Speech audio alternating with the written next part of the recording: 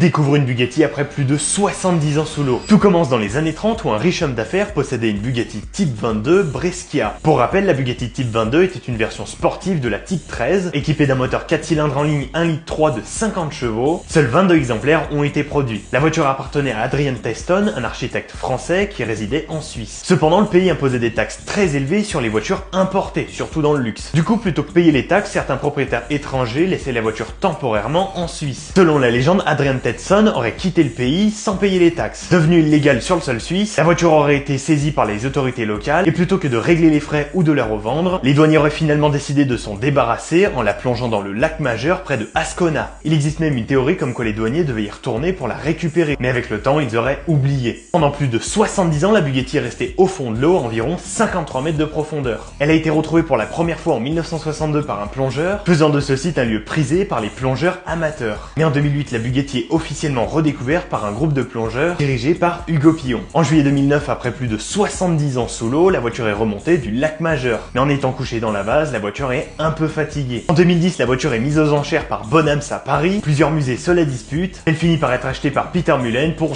260 000 $. Peter Mullen, collectionneur et propriétaire du Mullen Automotive Museum en Californie, a décidé de préserver la voiture dans son état d'origine. Contrairement à certains musées qui voulaient la restaurer, il considère qu'elle témoigne d'un moment de l'histoire et doit être exposée telle quelle. Si tu as aimé cette histoire, n'oublie pas de t'abonner et commenter, ça m'aide énormément.